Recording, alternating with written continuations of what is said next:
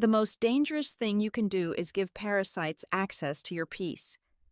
I did not scream or shed a single tear when I discovered my ex-husband's family was secretly bleeding my company dry. Instead, I poured a glass of red wine, logged into the security server, clicked a red button, and calmly watched an elite empire worth tens of millions of dollars collapse right before breakfast. If you must amputate toxic family, listen closely. Welcome to Violet Revenge Stories, and thank you sincerely for tuning in today. Recently, YouTube completely disabled our channel's monetization features, leaving us without any operating budget to keep things running. If you find today's story entertaining, please consider supporting us with just $1 so our hardworking team can cover their daily living expenses and continue creating these exciting stories for you. You can easily support us by scanning the QR code on your screen or by clicking the donation link found in the video description and pinned comment. Now, let me introduce you to today's main character and begin the story. It was exactly 11:45 at night. The air inside my Lake Washington smart mansion was perfectly still, climate-controlled, and utterly quiet. It was the exact kind of heavy, suffocating silence you feel right before a massive hurricane makes landfall. Just a few hours earlier, a Seattle courthouse had officially issued the final divorce decree between myself, a 32-year-old tech founder, and Julian Prescott. The ink on the legal documents was barely dry when the glow of my phone suddenly cut through the darkness of my master bedroom. A message from my now ex-mother-in-law, Eleanor, lit up the screen. "Finally, you are kicked out of our class." I did not flinch. I did not type out an angry paragraph, nor did I throw my phone against the wall in a fit of rage. I did not shed a single tear.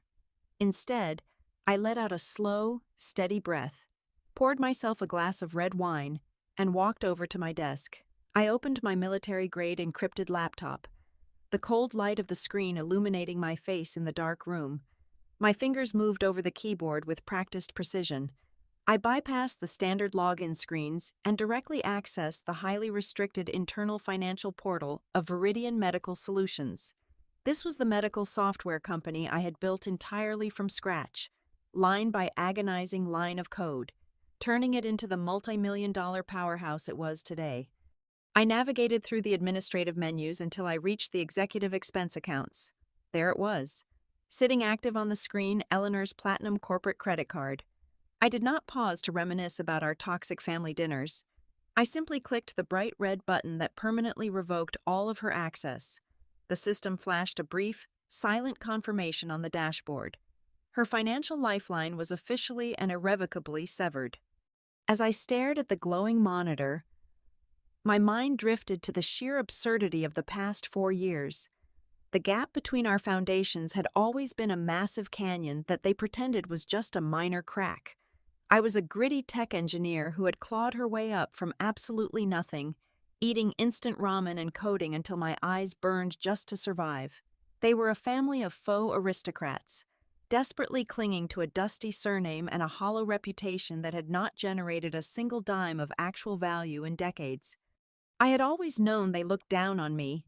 To them, I was just new money, lacking the refined pedigree they so arrogantly claimed to possess. But tonight, I finally understood the brutal, unvarnished truth. The Prescott's supposed acceptance of me into their elite social circle was never about family, warmth, or love. It was nothing more than a premium luxury subscription plan, and I was the only idiot footing the bill. I had bought them their lavish lifestyle, and they had repaid me with quiet contempt and endless condescension. But there were no tears left to cry tonight. I felt absolutely no regret whatsoever. I was no longer a grieving wife mourning a failed marriage or seeking validation from people who despised me. I was operating purely with the cold, calculating mindset of a cybersecurity expert. When you find a critical vulnerability in your system, a parasite silently draining your server's valuable resources, you do not negotiate with it. You do not ask it to leave nicely or wait for an apology. You isolate the breach, you patch the vulnerability, and you eradicate the threat completely. Julian and Eleanor were malware in the operating system of my life. and I had just initiated a hard system wipe. I took a slow sip of my wine, gazing out at the dark waters of the lake. The execution was flawless. Now, all I had to do was wait for the morning to watch their empire crash. The memory of those lavish charity galas played in my mind like a poorly directed theatrical production, the kind where the acting is terrible, but the costumes are undeniably expensive. I pictured Eleanor gliding through ballrooms dripping in chandelier light, her wrist heavy with diamonds that my company's algorithms had indirectly paid for. She had this specific, rehearsed way of introducing me to the old money elite. She would place a manicured hand lightly on my shoulder, flash a brilliantly hollow smile, and say, "And this is Julian's wife, Claire, a very lucky technical worker." It was never founder. It was never chief executive officer. It was a calculated microaggression, a verbal pat on the head designed to shrink my achievements into a fluke of the modern software era, ensuring the aristocrats in the room knew I was merely the hired help who had somehow stumbled into wealth. The ultra-rich possess a unique sociological sickness. They genuinely believe that generating wealth through hard work is vulgar, while draining it from others through inherited privilege is an elevated art form. Beside her, Julian would stand tall in his tailored Italian suits, beaming with unearned pride. His official title was Director of the Prescott Initiative Foundation. It sounded incredibly prestigious, the kind of title that commanded immediate respect in country club locker rooms and philanthropic board meetings. The reality was a spectacular joke. The foundation was a glorious, tax-exempt shell. It produced absolutely zero tangible value, funded no real initiatives, and existed purely to give Julian an office to go to, so he would not have to admit he was an unemployed socialite living off his wife's patent royalties. I had tolerated the subtle humiliations and the constant financial drain because I believed, foolishly, that this was simply the inevitable cost of admission to a family. I thought I was paying a toll for love and acceptance. That cognitive dissonance shattered completely the moment I hired Declan Hayes. Declan was a former independent financial investigator who approached forensic accounting the exact same way a seasoned detective approaches a grisly crime scene. I brought him in quietly a few months prior, ostensibly to ensure a clean valuation of my assets before the divorce proceedings began in earnest. I expected him to find some inflated expense reports or perhaps a few hidden luxury car leases. What he actually handed me was a masterclass in organized parasitism. When Declan slid the thick bound audit report across my mahogany desk, the true anatomy of the Prescott family's greed was laid bare. Eleanor had not just been using her platinum corporate card to purchase designer handbags or fund her endless luncheons. The audit exposed a systemic, terrifying hemorrhaging of funds. She had swiped millions of dollars to feed a voracious VIP gambling addiction. Declan meticulously traced the convoluted money trail, peeling back layers of beautifully forged invoices. What were categorized in our corporate ledger as venue rentals for silent auctions and logistical costs for international humanitarian galas were, in fact, direct wire transfers to underground gaming syndicates in Macau. Eleanor was blowing hundreds of thousands of dollars in a single weekend at high-stakes baccarat tables. She was a degenerate gambler, perfectly camouflaging her criminal insolvency under the noble, unassailable guise of philanthropy. But the most stomach-turning revelation was not Eleanor's crippling addiction. It was the undeniable fact that Julian was completely complicit. Encrypted email trails and deleted text messages recovered by Declan's team proved that my husband knew exactly where the money was going. He watched his mother bleed my company dry, and instead of intervening, he actively facilitated the cover-up. He knowingly pushed the crushing financial burden onto Viridian Medical Solutions. He chose to be an accomplice, absolutely terrified that cutting off his mother's illicit slush fund would shatter the flawless illusion of her high society pedigree. He sacrificed my life's work at the altar of his mother's towering ego. Staring at those cold, hard spreadsheets, the final veil dropped from my eyes, the affectionate morning coffees, the holiday dinners, the sweet anniversary toasts, none of it was real. Every smile was a calculated transaction. Every hug was a risk assessment to see how much more they could safely extract without setting off alarms. They were not a family struggling with a secret flaw. They were an organized fraud ring wrapped in cashmere and unearned entitlement. The financial data did more than just open my eyes. It aggressively excised any lingering guilt I might have felt about leaving the marriage. When you realize that the people sleeping under your roof view your heart as nothing more than a profitable vulnerability. The rules of engagement changed permanently. I was no longer dealing with relatives. I was dealing with hostile entities. That was the exact moment I decided it was time to freeze the board and end their pathetic little game for good.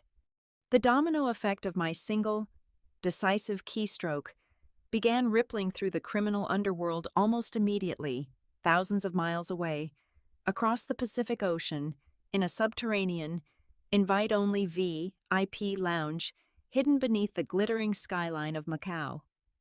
Eleanor was deep into a catastrophic losing streak. According to the highly classified digital footprint my private security team later intercepted and decoded, she attempted to cover a staggering six-figure deficit right in the middle of a breathless, high-stakes hand of baccarat. She handed over her sleek, heavy platinum card with her usual haughty, aristocratic flourish, fully expecting the limitless corporate credit line of my medical software company to silently absorb her reckless gamble. She waited for the obsequious nod of the pit boss. Instead, the electronic payment terminal flashed a harsh, unforgiving red light, declined. She snatched it back, demanding the dealer run it a second time. Her voice shrill and indignant, declined again. The hushed, polite whispers among the international tycoons and arms dealers gathered around the velvet table started instantly. The stifled, mocking laughter of the ultra-rich, witnessing one of their own suddenly plummet from grace, is a sound that cuts straight to the bone. The polite, white-gloved casino hosts completely vanished from the room, swiftly replaced by broad-shouldered, unsmiling security personnel. They quietly but firmly surrounded her chair, leaning in to whisper that their underground syndicate absolutely did not accept empty apologies in place of cold, hard cash. The threat of severe physical violence was never spoken aloud, but it hung heavily in the smoke-filled air, absolute and terrifying. Exactly at 6 o'clock the following morning, the pristine, fog-blanketed tranquility of my lakefront property was violently shattered. Thud, thud, thud. The frantic, aggressive pounding against the reinforced architectural glass of my front entryway echoed loudly through the vaulted ceilings of the mansion. I had been awake for hours, tracking their desperate, panicked flight across the ocean back to Seattle via their private jet charter logs. I walked slowly down the sweeping floating staircase, the cool, polished marble smooth beneath my bare feet, through the expansive floor-to-ceiling windows. The thick morning mist was swirling peacefully over the dark, freezing water of Lake Washington, creating a picture of absolute, undisturbed serenity. But out on my front porch, there was nothing but pure, unadulterated human chaos. Julian and Eleanor stood outside the main entrance, but they looked entirely unrecognizable. The polished, superior veneer they wore like impenetrable armor every single day had been completely stripped away by sheer, primal panic. Julian's usually immaculate, styled hair was a greasy, tangled mess plastering his forehead, and his custom-tailored designer jacket was deeply wrinkled and stained with nervous sweat. Eleanor was a genuinely horrifying sight. Her carefully maintained face was puffy, flushed red, and pale all at once. Her expensive mascara was smeared heavily beneath her eyes, making her look exactly like a cornered, ravenous animal fighting for survival. They were no longer the proud, untouchable elites who continuously looked down their noses at my working-class roots. They were desperate, starved parasites who had just been violently cut off from their primary lifeblood. They had managed to slip past the main driveway security gate using an old alphanumeric passcode I had intentionally left active in the system firewall.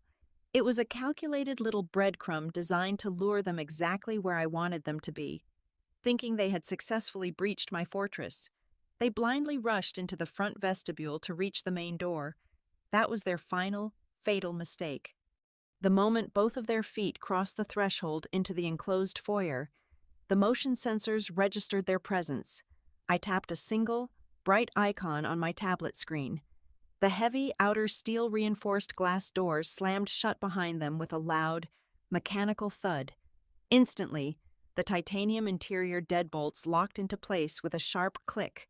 They were completely trapped inside the security airlock, a specialized, transparent chamber situated directly between the outside elements and the inner sanctuary of my home.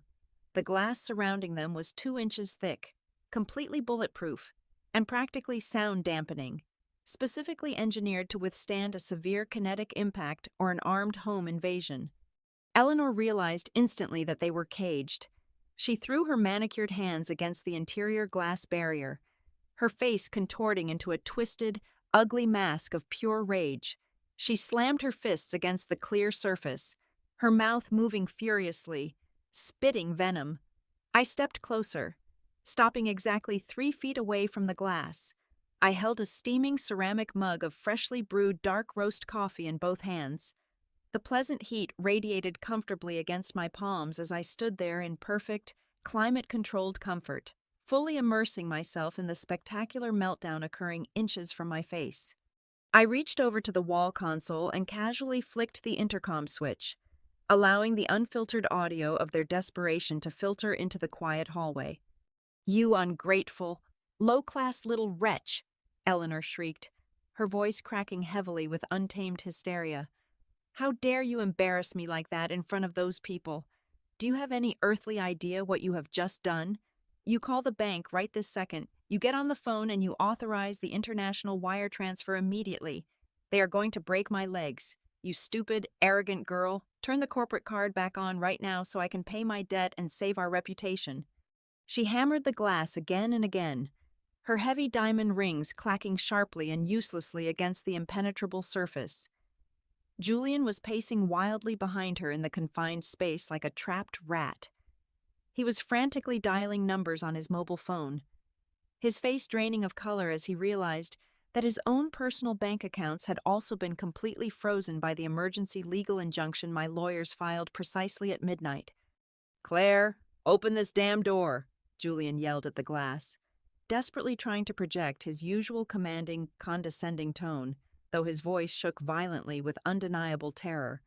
"Stop acting like a petulant, jealous child, and let us inside. You are ruining everything. We need to sit down and fix this mess right now before people find out." I did not flinch. I did not blink. I took a slow, deliberate sip of my coffee, savoring the rich, bitter taste on my tongue. The contrast was utterly intoxicating. On their side of the glass was a frantic, sweaty, desperate frenzy of 2 people watching their entire fraudulent existence burn to ashes. On my side, there was only the quiet, steady hum of the central heating system and the comforting smell of roasted coffee beans. I watched the absolute helplessness slowly wash over their faces as they realized that shouting, demanding, and manipulating no longer held any power over me whatsoever. They were completely at my mercy, trapped in a clear box of their own making, and my glorious performance was only just beginning. "Claire, listen to me," Julian ordered, lowering his voice into that manufactured, soothing baritone he always used when he wanted to manipulate a situation. "You are having an emotional episode. We can fix this. Just open the door. Stop behaving like a petulant child throwing a tantrum. You are embarrassing yourself. And you are putting my mother in very real physical danger. Open the damn door right now, and let us discuss this like civilized adults." I did not touch the door release. Instead, I pressed the silver button on the wall panel, activating the 2-way intercom. The speakers mounted in the ceiling of the vestibule crackled slightly before broadcasting my voice. It did not shake. It was perfectly level, devoid of any warmth, projecting the clinical detachment of a surgeon about to make a fatal incision. "We are not having a discussion, Julian," I said, my voice echoing coldly in their small, sealed glass box. "A discussion implies a negotiation between equals. This is a sentencing hearing, and you two do not get a turn to speak." before he could open his mouth to protest or launch into another pathetic attempt at gaslighting. I picked up my tablet from the console table. With a single, deliberate swipe of my index finger, I fundamentally altered their reality. The transparent, bulletproof glass walls trapping them suddenly shifted.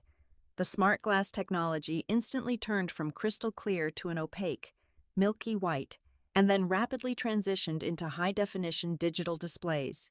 The vestibule was no longer just an architectural airlock. It had become a 360-degree projection room, and they were standing exactly in the center of the interrogation stage. On the wall directly behind Eleanor, dozens of scanned documents began to populate. They were not just boring, standard spreadsheets. They were highly detailed, undeniable, and beautifully illuminated records of her secret, criminal life. "Let us examine the evidence, shall we?" I said through the intercom, watching her eyes dart wildly around the glowing walls. Exhibit A, a wire transfer of $250,000, categorized in my corporate ledger as a charitable grant for pediatric oncology research. Yet, the destination routing number actually belongs to a shell company in the Cayman Islands, which immediately funneled the funds to a private VIP lounge in Macau. You lost every single penny of that money in exactly 45 minutes playing high-stakes baccarat. Eleanor gasped loudly, stumbling back as another massive document flashed onto the glass to her left, lighting up her pale, horrified face. "And here is a promissory note," I continued, my tone ruthlessly steady and unyielding. "Handwritten by you just 3 days ago, pledging an additional $1,500,000 to an underground loan shark because your credit line was finally maxed out. You mortgaged your physical safety on a deck of cards, assuming my company would just silently absorb the blow as it always did. You are not a distinguished philanthropist. You are a common, desperate addict." Eleanor covered her face with trembling hands, her breath hitching in violent panic. Julian, however, puffed out his chest, stepping in front of her defensively, still trying to play the heroic patrician. "How dare you illegally hack her private information?" Julian roared at the security camera above him, pointing a shaking finger. "You are invading our privacy. I will sue you for everything you have built. I am the director of a foundation worth millions. I have my own vast resources. Claire, you think cutting her off destroys us? I will pay her debts myself. I will liquidate my trust fund tomorrow morning and ruin you in federal court." I let a slow, chilling smile cross my face. This was the exact moment I had been waiting for. This was the precise strike that would sever their bond forever. "Ah, yes," I murmured softly into the microphone. "Your vast, untouchable generational wealth. Let us take a much closer look at that. Julian." I tapped the tablet again. The documents on the right side wall shifted, dissolving into an entirely new set of complex financial records. These were internal payroll and insurance audits from Viridian Medical Solutions. "Your mother thinks you are a titan of industry." "Julian," I said, making sure every single syllable landed like a heavy, physical blow. "She truly believes you have a massive trust fund waiting to save the day. But why do you not explain to her what you actually did to my employee health insurance pool?" Julian froze completely. The angry, righteous color drained rapidly from his face, leaving him looking like a sickly, terrified ghost. His hands dropped slowly to his sides. "You see, Eleanor," I said, addressing the terrified woman who was now staring at her son's rigid back, "your brilliant, successful son does not have a single dime to his name. The Grand Prescott Family Trust went completely bankrupt over a decade ago. He has been living entirely off my income since the exact day we married. But my money was not enough for him. Over the past 18 months, Julian used his administrative access to secretly siphon funds out of the supplemental health coverage pool meant for my engineers and support staff." "Shut up!" Julian screamed, launching himself at the glass separating us. He slammed his shoulder violently against it, but the reinforced barrier did not even vibrate. "Shut your mouth right now, Claire." I completely ignored his pathetic, violent display and kept speaking smoothly over his shouts. "He funneled it through a dummy vendor account. He stole precisely $892,000 from sick employees to pay for his custom Italian suits, his private golf club memberships, and the leases on those luxury sports cars he loves to show off to your friends. He knew all about your gambling. Eleanor, he watched you steal from me, and instead of stopping it, he decided to grab a shovel and dig into a different pocket. He is not a wealthy heir. He is a pathetic little embezzler who steals from working-class people to buy his own validation. The silence that followed was absolute and suffocating. The only sound echoing in the hallway was the heavy, ragged breathing of the two trapped animals in the vestibule. Eleanor slowly lowered her hands from her ruined face. She turned her head, looking at Julian as if he were a complete stranger, a monster she had never seen before.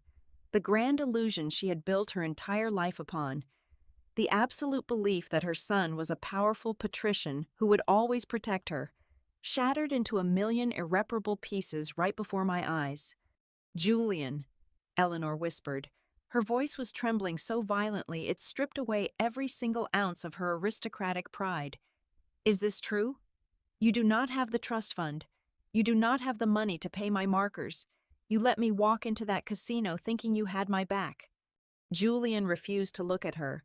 He kept his eyes glued to the marble floor, his jaw clenched so tightly it looked like the bone might crack under the pressure. His silence was the loudest, most damning confession possible. "You worthless, lying piece of garbage!" Eleanor suddenly shrieked, the betrayal twisting her features into something truly demonic. She lunged at her own son, shoving him incredibly hard in the chest. "I am going to be killed. Those men are going to hunt me down and kill me. And you have absolutely nothing. You stood there and let me believe we were protected. You are just a thief, a cheap, disgusting thief." "Get your hands off me, you crazy old bat," Julian snarled, aggressively shoving his mother back against the glowing smart glass. "This is all your fault. You and your sick, uncontrollable addiction I had to steal just to keep up appearances because you were bleeding us dry for years. Do you have any idea how humiliating it is to pretend to be a billionaire while my own mother is begging for chips in Macau like a common street rat?" They were completely unhinged now.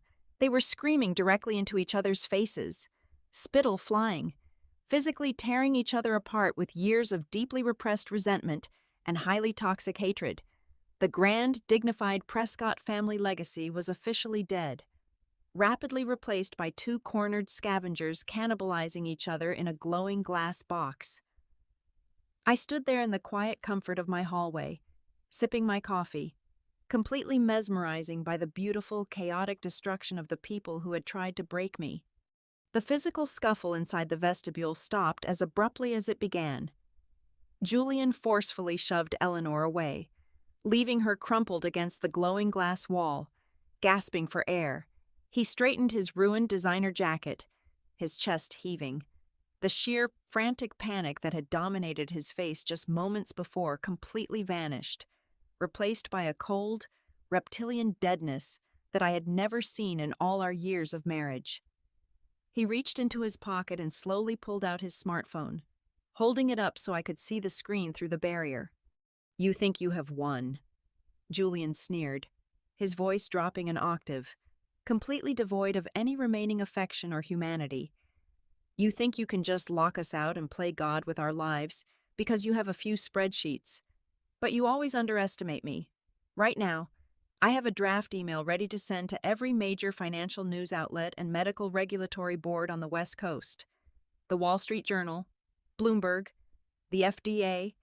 It contains a highly detailed, completely fabricated whistleblower report claiming that Viridian Medical Solutions has a fatal, deeply buried flaw in its patient care algorithm, a flaw that miscalculates medication dosages." He stepped closer to the glass, pressing his hand against it, his eyes boring into mine. "It will not matter if it is a lie. The moment I hit send, your stock valuation will plummet by 60 or 70% before the markets even open. Your board of directors will panic.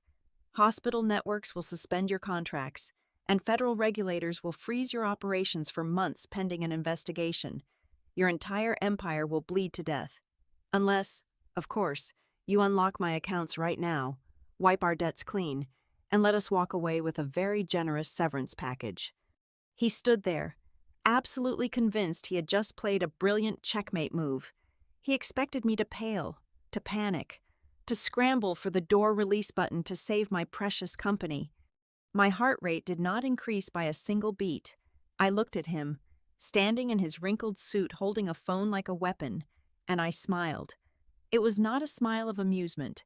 It was a radiant, bone-chilling expression of absolute, predatory victory. A fatal flaw in the algorithm, I repeated softly into the intercom, tasting the irony of his words. That is a very creative threat, Julian, but unfortunately for you, I already know exactly what you think you know about my source code. I did not wait for him to process the statement. I tapped my tablet for the final time. The projection of his insurance fraud vanished, instantly replaced by an intricate, cascading waterfall of encrypted server logs, IP addresses, and lines of highly sophisticated malicious code. Julian's smug expression evaporated instantly. His hand holding the phone began to shake violently. Did you honestly believe you could install a military-grade spyware Trojan on my personal home network without me noticing? I asked, letting the cold reality wash over him. I am a cybersecurity engineer. I built the very firewalls you tried to bypass. 2 months ago, I watched your pathetic, clumsy attempt to plant a digital backdoor into my secure servers. I tracked every single packet of data you tried to siphon out. You were not just looking for financial leverage. You were trying to steal the proprietary machine learning source code for my surgical prediction software. I swiped again, and a series of covert emails appeared on the glass, detailing secret negotiations with a massive, aggressive rival tech conglomerate based down in Silicon Valley. You were going to sell my life's work to my biggest competitor for a massive 8-figure payout, I stated, my voice echoing like a judge reading a death warrant. You were going to commit high-level economic espionage, hand over highly classified medical data, and completely destroy your own wife just to secure a golden parachute for yourself. Eleanor, still leaning heavily against the glass, let out a strangled, horrifying gasp. She was a vain, toxic gambler, but she was not stupid about the law. She understood exactly what was written on those glowing walls. Embezzlement from a health insurance pool might get a quiet settlement or a few years in a minimum security facility, but stealing proprietary medical technology to sell to a corporate rival, that was a severe, high-profile federal crime. Economic espionage, Eleanor whispered, her eyes wide with unadulterated terror. She looked at Julian, the golden child she had worshipped and protected her entire life, and saw only a monumental liability. Julian, you idiot, the federal government will get involved. They do not care about our family name. They will put you in a federal penitentiary for 20 years. They will seize everything we have left. You were going to drag our entire legacy into a federal indictment just to save your own skin. There is no legacy left, Julian screamed back at her, completely losing his mind. I did what I had to do because you bankrupted us. You are a parasite, and I am not going to prison because of your gambling debts. I will testify against you myself, she shrieked, clawing at his arms, completely abandoning any remaining pretense of maternal loyalty. I will tell them everything. I will not die in a prison cell for you. They were completely feral now, two cornered beasts viciously tearing at each other's throats, desperately searching for a way to survive the slaughterhouse they had blindly walked into. They had formed a toxic alliance to drain my resources, but the moment genuine consequences appeared, they turned on each other with breathtaking speed. Stop, I commanded sharply, my voice slicing through their pathetic screaming match. They both froze, panting, staring at me through the impenetrable barrier. You both need to understand something very clearly, I said, leaning closer to the glass so they could see the absolute zero in my eyes. What you are experiencing right now is not a messy divorce negotiation. It is not a heated argument over unpaid debts or stolen trust funds. Everything you have confessed to, every threat you have made in the last 30 minutes, is just the final, required step for a trap I built long before you even arrived at my door. I slowly reached out and placed my index finger over a sleek, blinking blue key on the master control console. "Did you really think I just wanted an audience of two for my grand finale?" I asked, my voice cutting through the thick, desperate tension in the air. I pressed the key. The blue light instantly turned a vibrant, glowing red. For the past 30 minutes, every single word spoken, every threat made, and every confession screamed inside this highly secure vestibule has been captured by high-definition cameras and studio-quality microphones, I announced, and it has all been streaming live on a private, encrypted broadcast network. Julian stared at me, his mouth opening and closing like a suffocating fish, unable to process the magnitude of what I was saying. Eleanor just froze, her tear-streaked face pressing against the glass. "Allow me to introduce you to your live audience," I said, swiping the tablet one last time. The digital evidence on the walls faded away. In its place, a massive video conference grid illuminated the glass. The vestibule was suddenly surrounded by the silent, judging faces of over 200 people. I had sent a priority, mandatory meeting link directly from the Foundation's compromised email server earlier that morning. Every single member of the Prescott Initiative Foundation's board of directors was watching. The wealthiest, most influential philanthropic donors in the state of Washington were staring back at them, and sitting squarely in the center grid, unsmiling and taking meticulous notes, were 3 senior field agents from the Federal Financial Crimes Enforcement Network. The destruction of their aristocratic facade was absolute and instantaneous. Their entire universe collapsed right there on my front porch, under the heavy, unrelenting gaze of the exact powerful elite they had spent their entire lives trying to impress and manipulate. Julian and Eleanor broke. Eleanor let out a guttural, agonizing wail. Her legs gave out completely. She collapsed onto the hard glass floor, curling into a pathetic ball, sobbing hysterically and begging the silent faces on the screens for a mercy she did not deserve. Julian fell to his knees beside her, his hands gripping his hair as he stared up at the board members who were now furiously typing on their own devices, undoubtedly drafting immediate public statements to completely sever ties with the Prescott name. My phone buzzed in my hand. I looked down, selected a heavily encrypted legal file, and sent it directly to Julian's mobile device. A loud chime echoed in the glass box as he received the notification. "Check your phone, Julian," I ordered coldly. He fumbled with the device in his shaking hands.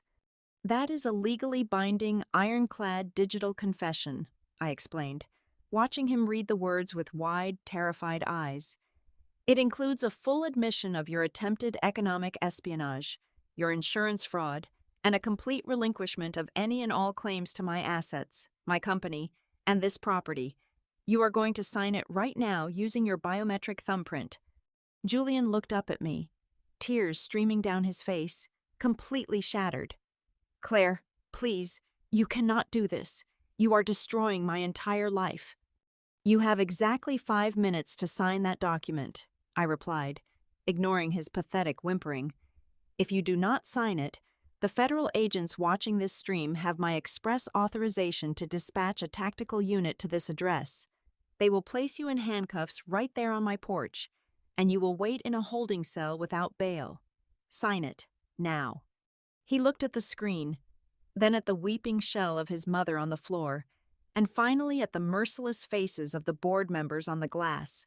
With a violent, shaking sob, he pressed his thumb against the screen of his phone. The system registered the signature. The transfer of power was final. Exactly 6 months later, the glorious historical Prescott Empire was completely erased from existence. Julian was thoroughly investigated, indicted, and ultimately sentenced to a lengthy term in a federal penitentiary. Having pled guilty to corporate espionage and massive wire fraud to avoid a much harsher trial, Eleanor, stripped of her foundation, her social standing, and her hidden assets, became a complete pariah. The underground syndicates hunted down every remaining penny she had, leaving her entirely homeless and wandering the streets of a city she once claimed to own, ignored by the very high society she used to rule. As for me, I stood on the expansive, sunlit balcony of the brand-new, State-of-the-art corporate headquarters for Viridian Medical Solutions. The breeze rolling off the bay felt incredible. I held a crystal glass of expensive champagne, swirling the golden liquid as I looked out over the sprawling, beautiful city skyline. I took a slow, deeply satisfying sip, savoring the brilliant taste of total, uncompromised freedom. Never shrink yourself just to fit into someone else's fragile ego. The sweetest revenge is depriving parasites of their life source and reclaiming the throne in your own life. Thank you so sincerely for listening to my story today. I would love to know where you are listening from, so please let me know in the comments below. If you found today's story entertaining and empowering, please consider helping us out. As I mentioned, our channel has lost all monetization, and we rely entirely on the kindness of our viewers to keep going.